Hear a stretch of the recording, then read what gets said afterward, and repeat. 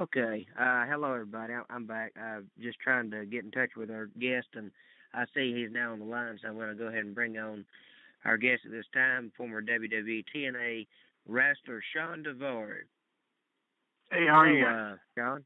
Hey, I'm doing good. I'm actually joined. I'm actually on here today without my co-host. Today's his birthday, so he went away on vacation.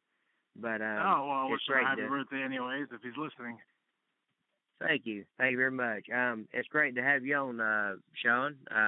Should I call you Sean or Devar? You can do whatever. I answer to both. Usually people call me Sean. Okay.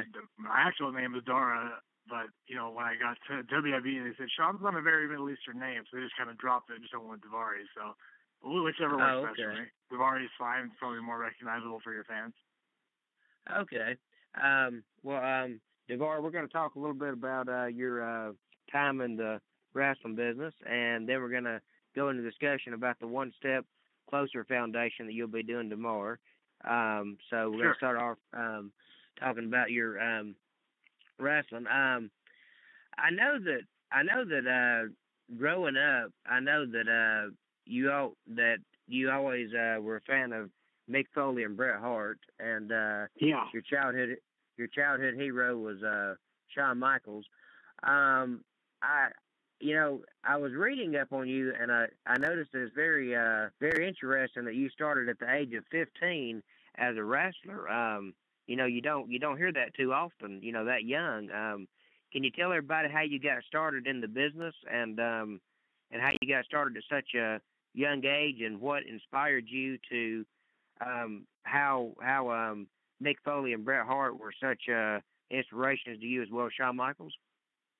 Sure. Like, what happened was when I was the age of 15, I was growing up in Minneapolis, Minnesota, and over there it was kind of like the old AWA, hometown, and they Uh had a lot of retired AWA wrestlers that weren't really doing much of anything except for they were either doing independent wrestling themselves or they were running wrestling schools. And one of the guys out there that ran a wrestling school, his name was Eddie Sharkey, who's kind of worldly known for anyone that's come from Minnesota, whether it was the Road Warriors or Jesse Ventura, Rick Rude. He trained all of them, Rick Steiner. And then he was really instrumental in Sean Waltman Xbox career, getting him huh. out on the map. So he was kind of had his own wrestling camp going on. The guy was a little hard up for money, so when when I actually approached him about wrestling, he was just so happy that he had someone that was willing to pay tuition into his wrestling school. He kind of neglected the fact to ever ask how old I was, or maybe if he knew how old I was, he didn't even care. The hell's under 18. Yeah. So I started wrestling with him, and that's kind of how I broke in.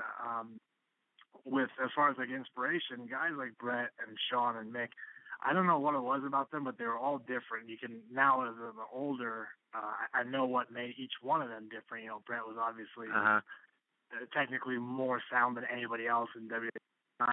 When he was kind of coming up, all the other guys he was running with, like Hulk Hogan and Ultimate Warrior, so none of them could do what he could do, which is what made him stand out. Then later on, Shawn Michaels, obviously, and to this day, is kind of just the greatest all-around showman, which is kind of what suckered me into him. And then Mick was someone else that was just so different and so unique in his style and his technique. I never really was aware of what was available in like Japan and what was happening in ECW. I just kind of knew what was happening in WWE and or WWF and WCW. And he was Uh so huh. different and fit in so oddly there with the hardcore matches. Not even the hardcore, just the way that he kind of did stuff with his body in regular matches that it really drew me into something that I thought that I knew it was a show, I knew it was fake, I knew the stuff that Mick Foley was doing really took a toll on his body, and it was something that really sucked me into everything that he did. Okay. How did a lot of fans aren't aware of this, but you actually appeared as a fan back in 1998 on WCW Monday Nitro, and Mike Tenay actually interviewed you. How did that feel? It was funny. It was cool. It was like it was 1998, so I was still in high school at the time. I was a freshman in high school. And the next day, and 98 was one Uh of those years when wrestling was hot. Everyone around that 14, 15-year-old age group, pretty much everyone between 13 and 20 was watching wrestling on Monday nights. So when I went to school on Tuesday the next day, it was like the entire school had seen it. And I was just walking into the arena, and he happened to be in the merchandise stands looking for fans that had watched the previous week's Nitro, and I just went up to him and just to say hi, just because I was, interested to see Mike today. He goes, "Hey, did you watch Nitro last week?" And I was like, "Yeah, I watched it. I watch it every week." He goes, "Okay, come here." And then he asked questions, to everyone's like, "Hey, what do you think about what happened on Nitro last week?" And I was like, I couldn't even believe what was happening until the next day I went to school. There wasn't even any like DVR and stuff back then, so it wasn't like I could go back and watch it myself. I just went to school and everyone's like, "Oh my God, I saw you on TV last night." I was like, "I know, that was crazy, right?" Well, I guess that's what you call being in the right place at the right time. Yeah, exactly. I was seriously. I think I just walked in the arena. I was heading in the merchandise stand, talking about like a Sting T-shirt or something, and then I just happened to bump into him. Wow. I know that you were trained by I know you're it says you I know I read that you were trained by Eddie Sharkey, Adrian L. Cassie. Now I'm not too familiar with those two guys, but I am familiar with Dr. Tom Pritchard. Dr. Tom Pritchard now, as everybody knows, it's very sad that, Jimmy Del Rey, his partner, passed away a couple of days ago. That was very sad to hear. You used to team up with the Heavenly Bodies. You used to be in the Heavenly Bodies. But how was it being trained by such a legendary person as Dr. Tom Pritchard? I mean, from dating way back to when he was in Continental and feuding with the Grappler and so many other people that he's had feuds with through the years. I mean, how was it being trained by him? And can you tell us a little bit about Eddie Sharkey and Adnan El Cassi as well? Yeah, so Eddie Sharkey and Adnan El Cassi, and those are two retired AWA wrestlers. Eddie was like a really, really, really old school, old time wrestler. When he got into the AWA, he was already kind of in the twilight of his career as well. He actually was such a wrestler for so long that he used to wrestle back when they were set up at carnivals, just challenge people out of the crowds. And back then it wasn't really wrestling. They were kind of like tough man fights. They would just set up at a carnival in town, and they say like, I could fight anybody here, and then they would pull a mark out of the crowd, and he'd beat him up, and then he'd get his money, and he'd go home. That was his job. And then from there he got into work fights, and then from work fights he got into pro wrestling. And then Casey played Sheik Adnan in the AWA. He was Billy White Wolf in the WWF back in the day. He was more instrumental in the character stuff I did. When I started playing a Middle Eastern character, he kind of just gave me his boots, like with the pointy toes and everything, and kind of gave me some ideas of how wrestling used to be, how wrestling was done in the AWA. He was more active, like during the years of the late '80s, and even a little bit how things were done in the WWF. Some of the psychology stuff, as far as having a match and putting a match together, he gave me, but. Again, it was a little dated. It wasn't the way that things were being done. And, at the time, it was 1999, 2000, 2001, and things were moving faster than ever before those times. So it wasn't stuff that was being done. Tom Pritchard was the guy that got me prepared to be noticed by WWE. He was the one that, I wouldn't see him regularly, but I saw him at least 3-4 times a year for, a solid weekend. And he was the one that, at the time, he was working in the talent development department. He was the one that was finding independent talent and bringing them to Jim Ross's attention, and JR would sign them. And he was the one that kind of trained me into how WWE does things. He was the one that knew directly from Jim Ross, from Vince McMahon, this is what we're looking for. This is how we want our guys to wrestle. This is what we don't want to see anymore. And he was able to show me all those things and teach me all those things. And that was the stuff that, by the time I was signed by WWE, maybe I'd say about 2 years after the first weekend we spent together training, by the time I got there, they were like, yeah, this guy's got all the tools. We just got to find a spot for him. And then eventually they did. I think that's awesome. I wanna ask you, Davari. I know you've probably been asked this a million times, but how was it for you working in one of the most controversial gimmicks in wrestling history with Muhammad Hassan in the World Wrestling Entertainment? At the time, all that was going on with, September 11th and everything else. I mean, how was it for you working in that particular storyline and gimmick? It didn't faze me much at all because it's something I've been doing on the independents already. And mind you, by the time we got to the WWE, it was 2004. It wasn't like 9/11 happened, and then we were on TV. It was a good 3 years later, and it was a good 3 years of other brands of television, other brands of entertainment using Middle Eastern villains as well. TV shows like Yes. Supercell, The Wire, all these other things. And that's kind of when WWE felt like, well, if other forms of media are able to use Middle Easterners as villains, like, why can't we? And that's kind of when Vince said, okay, you know what, the time is right, let's do it. And I think it was 2004. It might have been even 2005, the beginning of 2005, that he said that, you know, it'll work. Yeah, I think I signed in 04 and I started in 05. But it was fine for me. Like I said, it was something I had been doing it even earlier, so it didn't seem like there was anything different to me. As far as the experience in WWE doing it, I was my first run there, so I was so like excited and happy to be there just in the first place. I never even thought twice about anything otherwise, other than, you know, than just going through and doing what I've been doing for the last 2 years. It was just another day at the office, really. Yeah. I want to ask you. I know you've managed plenty of talent. I mean, you know, from the great Khali to Mark Henry to different people, but one in particular I want to ask you about. How was it for you to be manager to Kurt Angle and actually referee Kurt Angle in his matches for a short time? Working with Kurt was fun because I got to learn a lot about like main event stuff from him. When I was working with Muhammad Hassan and stuff, we were in a couple main events, but we weren't really like main event guys.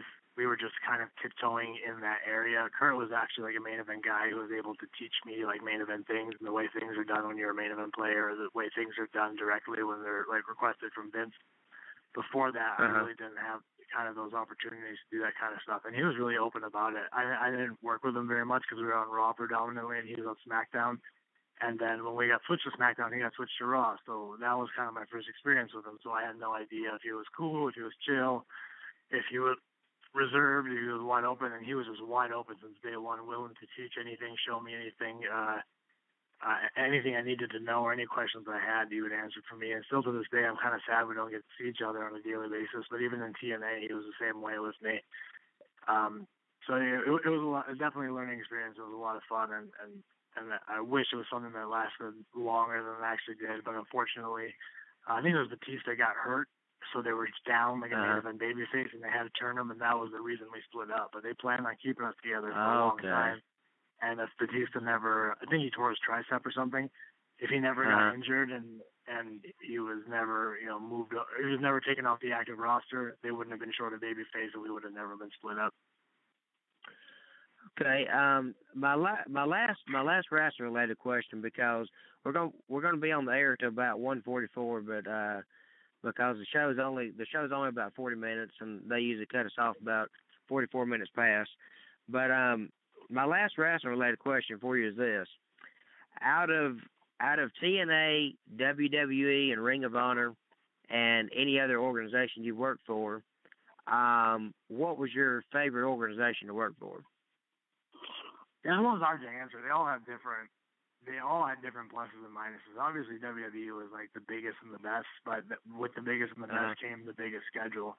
And at the time, I didn't mind the heavy schedule at all, but I don't know if that would be the same way today or not. It's one of those questions that you can't answer until an offer is put in front of you, because, you know, if you have a family at home, I had a lot of guys that were sad that they had to be on the road 300 days a year and, you know, miss their family, miss their kids' birthdays and stuff like that. But you're also greatly compensated for it. So if you want to be able to provide your family a great quality of life, you know, that's kind of the sacrifices you make. TNA was really good to me specifically because I had a pretty strong contract with them that I felt very happy with the amount of money I make. For the amount of work that I was doing there. And then there was a lot of guys there that I felt were extremely underpaid. And, you know, if they called me up tomorrow and said, Sean, we want you back and we're going to give you the same deal you had on your last day, then I'd be like, great, fantastic, let's get back to work. And if they called me up and said, we're going to put you on this contract that so-and-so had, and it was one of those really bad low-end deals, and I'd be like, man, this is, again, I'd have to reevaluate everything. Ring of Honor was a place I liked too, just because it was new and fresh. That was a place that kind of reinvigorated my fire for wrestling. I saw a lot of like hungry talent there. A lot of people that were trying their best every night to steal the show. Like from match 1 to main event, everyone was saying, "I'm gonna have the best match tonight." And seeing that kind of passion amongst people, like it re-inspires you to think that way too. And I wasn't thinking like, oh, I'm match 4, so I'm going to have a match 4 match. I'd be like, oh, I'm match 4, so I'm going to try and have a better match in the main event. Like, that was something where creatively and artistically it brought more out of you. So I really couldn't answer that. And they all had their different pluses and minuses. If I had my choice of going back to any company, it's not a decision for me to make. It would be a decision for the promoter to make. But I would love to go back to WWE. But who knows? That day may never come. That day may come tomorrow. It's one of those things that until the phone rings and the question and the offer is presented to you, you don't know how you're going to answer it. Yeah.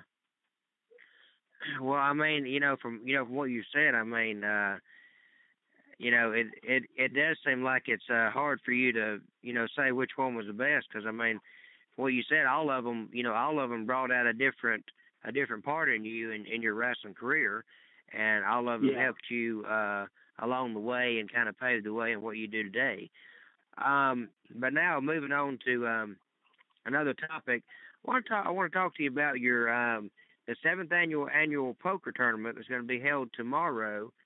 It's going to be held in Las Vegas, Nevada, at Bally's Hotel and Casino Poker Room at 2 p.m. And it says for the tournament with a 1 p.m. Red carpet. Can you tell the fans a little bit about that? Yeah, One Step Closer Foundation is this. It's actually a charity foundation that the founder of it is actually a friend of mine. His name is Jacob Zalewski, and he has cerebral palsy himself. And I actually met him through my girlfriend because he's a huge wrestling fan. And he's kind of a big fan of anybody who's kind of an athlete of sorts, because as your cerebral palsy, you're kind of physically limited as to what you're able to do. So they're really inspired and they look up to these different athletes because they're really impressed by our ability to they are struggling on a daily basis to do things like walk and daily functions, and they see us doing kind of extraordinary things, and they get really inspired and are impressed by us. And through that, I met him, and my girlfriend's been going out to his charity since the first one they had, and this is the 7th one they're doing. They're a lot of fun. We have red carpets bringing a lot of celebrities from UFC, Bellator, former NFL players, former baseball players, Playboy models.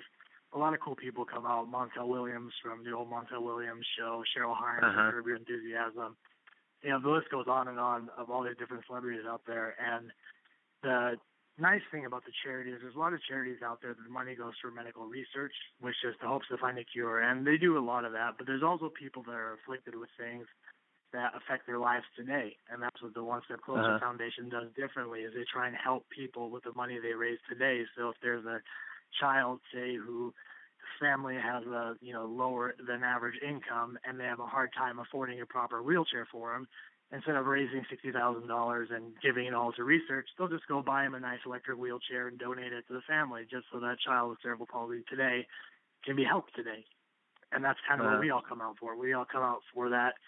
We donate our time, we donate our name and status to marketing and advertising to hope that people come in and buy seats and play in this tournament. It's a really good, it's a $300 buy-in and a $10,000 pot. So it's a pretty sweet tournament to play in anyways. And the last few years we've been pretty fortunate that the winner has donated a portion or all of the proceedings back to the foundation, which they're welcome to do, they're invited to do. Or if you just want to buy a seat and help donate to the foundation and win the pot for yourself, you're welcome to keep the $10,000 also. And there's tons of other prizes and stuff you can do. It's a really good thing. It's for a really good cause. And if there's anyone in the Las Vegas area that just wants to come out, meet the celebrities, walk the red carpet with them, get an autograph, take some pictures, you're more than welcome to. Like you said, it's at Bally's tomorrow, December 13th, at the red carpet's at 1 p.m., and the actual poker tournament starts at 2 p.m. Well, I think that is such a wonderful, generous thing that y'all are doing, and I think that's great. If the fans want to come out, say for instance, the fans want to get there for the red carpet, what time should the fans be there? Sorry, can you say that one more time? My phone was breaking up a little bit. If the fans want to come out and they want to get there for the red carpet event, what time should the fans try and get there? Because I know there's probably going to be a lot of people there. Yeah, I would suggest if they want to be there, just come around like 12:30, 12:45. That's when I said we'll be walking there. Access Hollywood and a couple other media outlets will be out there videotaping and talking to the celebrities. So while they're kind of waiting in queue to be next in position, they'll be standing around. They're all very, very friendly. We're all super nice. We're more than happy to see our fans come out. A lot of them bring their autograph books or want to take pictures and stuff. All that stuff is welcome to do. And then, something I don't remember if I mentioned or not, if they want to play in the tournament, the $10,000 is the actual grand prize for the final table. But there's a lot of other prizes along the way. Just, there's an opportunity to win all kinds of different toys, prizes, vacation, gizmos, gadgets. There's a whole bunch of stuff we're giving out. I think it's another $10,000 worth of product that we're handing out as well. And like I said, if not, there's a donation bucket as well. As anyone can come out, take a picture with a former NFL player, a baseball player, take a UFC stars. Last year, Forrest Griffin came out, the former heavyweight champion of the world. You can take a picture, get an autograph with them, and just put $1 in the boxes for a donation if you want to help a child or help somebody out there in need. Wow. Well, you heard that, fans. Once again, location is Bally's Hotel and Casino Poker Room, Las Vegas, Nevada. Tomorrow, December 13th, 2014. Time is 2 p.m. for the tournament, for the 1 p.m. red carpet, and you can come out and get your picture made with the celebrities and be a part of the poker tournament if you would like, and it's for a good cause, for cerebral palsy. I want to ask you, Davari. I was looking at this list right here of the different celebrities that are going to be at the poker tournament. Cara Monaco, is she by any chance related to Kelly Monaco, or is that just a coincidence? I'm not sure. I can ask her tomorrow if you'd like, but she's one of the Playboy Playmates that she'll be out there. She's a model as well, but I could ask. I have no idea. Okay, because Kelly Monaco, plays Sam Morgan on General Hospital. And I know the name. I know he's an actor, but I'll ask tomorrow. Yeah. Okay. Have you ever had the opportunity before tomorrow? Have you ever had the opportunity of meeting Dean Cain, who used to play Superman on Lois and Clark, or will this be your first time? No, this will be my first time. This will be the guy I'm most forward to meeting at these things. I meet a lot of different athletes and crossover and stuff through wrestling, but I'm a huge comic book fan myself, and one of my favorite TV shows was the New Adventures of Superman. So I'll be really excited to meet Dean Cain for the first time, and my fingers are crossed and hoping that he's a Superman fan as well. We can talk comic books for a little while. That sounds like fun. And for the listening audience, where can they go to find you at, like on Twitter or Facebook or Instagram, or any kind of sites they can go to find you on? Well, yeah, I always have SeanDavari.com. That's my personal website. People that want to get a hold of me, for booking things like booking for independent wrestling shows, training, seminars, conventions, media appearances, just like the one me and you are doing, or like the one I'm doing is the One Step Closer Foundation. They could go to SeanDavari.com and email my agent at bookdavari@gmail.com. And then I have an Instagram as well, at @sdavari. And the One Step Closer Foundation, they have two different websites. One is for the tournament specifically. That's all in for CP, all in for cerebralpalsy.com. And then there's also mail.onestepcloserfoundation.org is the actual website for the foundation itself, and that covers all the different events we do, over the years, I should say, and as well as upcoming events that, if we're coming to your town, your neck of the woods, and you want to come out and support a good cause and, help somebody in need, we always enjoy the support. We always appreciate meeting people that, that feel the same way that we do about helping somebody today that's in need. Okay, and do you have any upcoming wrestling appearances that you would like to tell the fans about? I do. The only one I can recall off the top of my head is March 21st. I'm going to be in Australia for AAW wrestling. I don't have all the information handy. It is on my Instagram, a flyer, but it's going to be a really, really great show. It'll be in Perth, Australia. If you have any international fans that are listening, it's going to loaded card. Mr. Kennedy's going to be there, Hurricane Helm, Scotty Tuhati, Alberto Del Rio, myself, Gangrel. This is going to be a really, really, top-notch show. It's happening in March 21st of 2015, and it already has potential to be one of the one of the bigger shows of the year, just looking at the star power that's on it. And I know all the guys personally, and I know all the guys can deliver and put on a hell of a good match. So it should be something really exciting and really interesting to see. Wow, that's awesome. And I wanna thank you for being on the show today, Davari, and we hope that you'll come back in the future and talk a little bit more wrestling with us, and any other kind of foundations you've got coming up. Any kind of tournaments or charities, anything like that. We'll be glad to have you on. And I want to thank you for being on the show, sir. Hey, thank you very much for having me. I appreciate it. Okay, you're very welcome. Okay, well, ladies and gentlemen, that was Sean Davari, former WWE TNA wrestling superstar. We discussed a little bit of